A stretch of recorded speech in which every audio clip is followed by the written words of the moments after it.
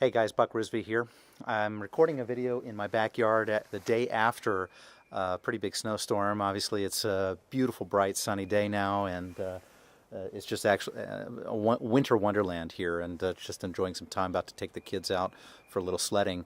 I wanted to chat about something that is affecting all of us in these weird, troubled times going on around the world, and that's the subject of stress and the effect that it has on our bodies.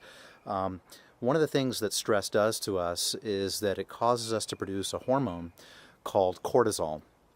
And cortisol actually is something that is not bad necessarily. In fact, it can actually save your life. For example, if I were standing here and out of the woods, a bear suddenly appeared, then my body would, amongst other things, produce cortisol and create that what they call the fight or flight response.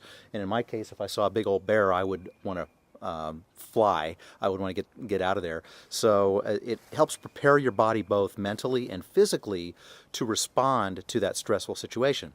Now, once I had booked on out of here and gotten in, to a place of safety, what I would then need to do is make sure that I allow myself to relax. And it's that relaxation part, getting your body back to normal and getting your cortisol levels back to normal, that's so vitally important. The issue is that in this day and age that basically we're in a 24/7 world. We're always on, we're always connected. We've got 24-hour news on CNN, we've got the internet, instant message, mobile phones, SMS, Facebook, you name it. We are connected, and we are, basically time slicing or multitasking ourselves, and it's very difficult to focus. And that, coupled with a lot of the things that are going on with the economy and troubled issues going on around the world, is creating constant stress. And for some of us, it creates something called chronic stress, where our bodies are never allowed to return back to that relaxation state, to that normal state, and allows our cortisol levels to drop back down to normal.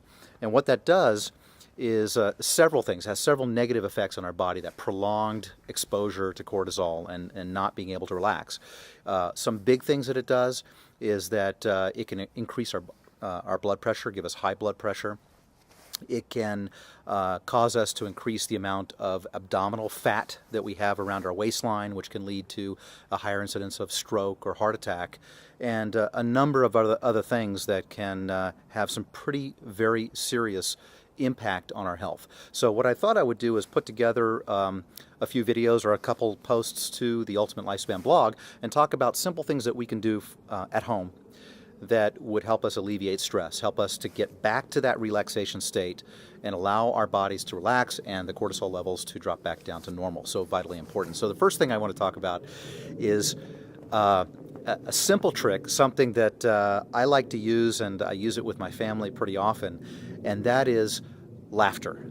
Incorporating laughter into your lifestyle every single day is something simple and easy to do so that you can relieve stress.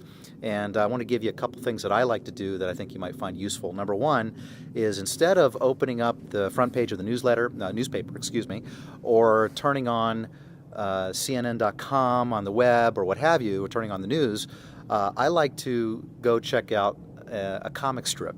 I don't know if you're into political cartoons, or if you like to read comic strips like Doonesbury or what have you. Those things can add a little bit of levity to your life, and actually are pretty interesting, and can also help you keep on top of current events.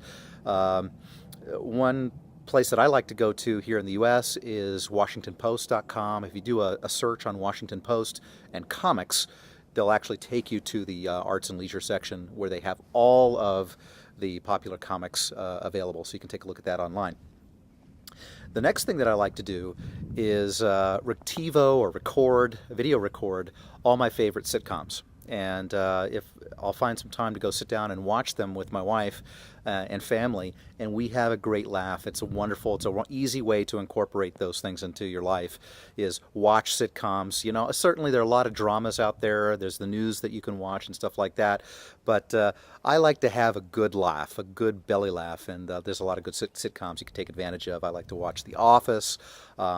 talking about news instead of watching regular news. I like to watch the fake news, which, like the Daily Show with Jon Stewart, is a lot of fun. So a couple things that I do.